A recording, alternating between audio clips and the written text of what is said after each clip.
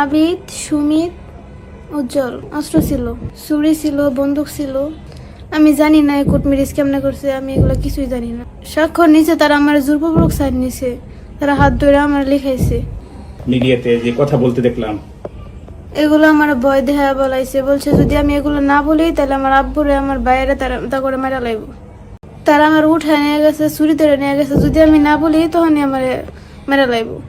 আমি জানি না এই কোর্ট ম্যারেজ কেমনে করছে, আমি এগুলো কিছুই জানি না। স্বাক্ষর নিচে তারা আমার জোরপূর্বক সাইন নিছে, তারা হাত ধরে আমার লিখাইছে।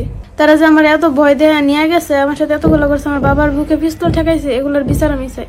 তারা আমার ধরে নিয়ে প্রথমে তার বন্ধুর বাসায় রাখছে, সুমিতার বাসায় রাখছে। পরে সুমিতার বাসা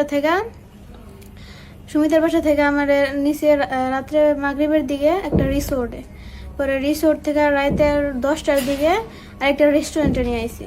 পরে রেস্টুরেন্টে আই না আরো ওর বন্ধুরা অনেকেই, উজ্জ্বল, সুমিত, আরো এই যে পাপ্পু এও ছিল, আবার সুহান রে মনে হয় উকিলেই দিছে, এমনি বিয়ে পড়াইছে। আর সুহানের আব্বু ছিল, আরো বন্ধুরা ছিল।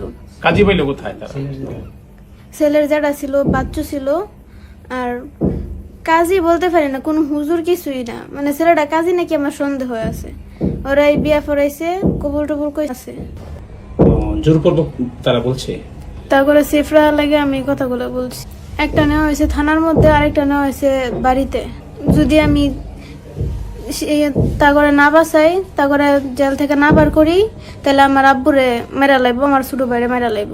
তারা আমার উঠায় নিয়ে গেছে, ছুরি ধরে নিয়ে গেছে, যদি আমি না বলি তখনই আমার